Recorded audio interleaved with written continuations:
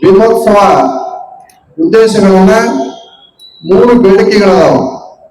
ಅದನ್ನ ನಮ್ಮ ಇಬ್ರು ಶಾಸಕ ಸಾಹೇಬರಲ್ಲಿ ಅವರು ನಮಗ ಇಲ್ಲಿ ಉತ್ತರ ಕೊಟ್ಟು ಹೋಗ್ಬೇಕು. ಏನಂತ, ಈ ಭೀಮೋತ್ಸವದ ಅಂಗವಾಗಿ ನಮಗ ಪ್ರಥಮ ಬಾರಿಗೆ ಹುಬ್ಬಳ್ಳಿ ಧಾರವಾಡಕ್ಕ ಅಂಬೇಡ್ಕರ್ ಅವರು ಇಲ್ಲಿ ಪಾದ ಇಟ್ಟು ಹೋಗಿದ್ದಾರೆ. ಆದ್ದರಿಂದ ಹುಬ್ಬಳ್ಳಿ ಧಾರವಾಡ ಮಧ್ಯದಲ್ಲಿ ಅಂಬೇಡ್ಕರ್ ಅವ್ರದ್ದು 150 ಫೂಟ್ ವಿಗ್ರಹವನ್ನ ಪ್ರತಿಷ್ಠಾಪನೆ ಮಾಡಲಿಕ್ಕೆ ಪ್ರಥಮ ಬೇಡಿಕೆ. ಎರಡನೇ ಬೇಡಿಕೆ, ಈ ದೇಶಕ್ಕಾಗಿ ಪ್ರಾಣತ್ಯಾಗ ಮಾಡಿರ್ತಕ್ಕಂಥ ಅಲ್ಪಸಂಖ್ಯಾತರು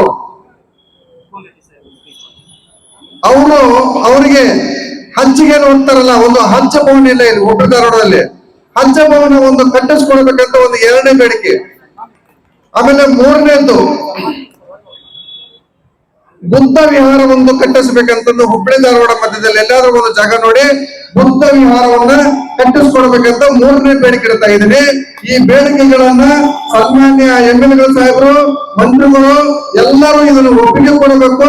ಇದನ್ನ ಅಂಬೇಡ್ಕರ್ ಅವರು ಇಲ್ಲಿ ಬಂದು ಹೋಗಿದ್ದರಿಂದ ಅಂಬೇಡ್ಕರ್ ಅವರ ಒಂದು ವಿಗ್ರಹವನ್ನ 100% 150 ಫೂಟ್ ವಿಗ್ರಹವನ್ನು ಕಟ್ಟಲೇಬೇಕು ಅನ್ನುವ ಉದ್ದೇಶ ಇಟ್ಕೊಂಡು ಇವತ್ತಿನ ದಿವಸ ಇಬ್ಬರು ನಾಯಕರಾದವರು ಇಲ್ಲಿ ಅವರಿಬ್ಬರು ನಮಗೆ ಆಶ್ವಾಸನೆ ಕೊಟ್ಟು ಹೋಗ್ಬೇಕಂತ ಈ ವೇದಿಕೆಯಲ್ಲಿ ನಾನು ಮನವಿ ಮಾಡ್ತಾ ಇದ್ದೀನಿ.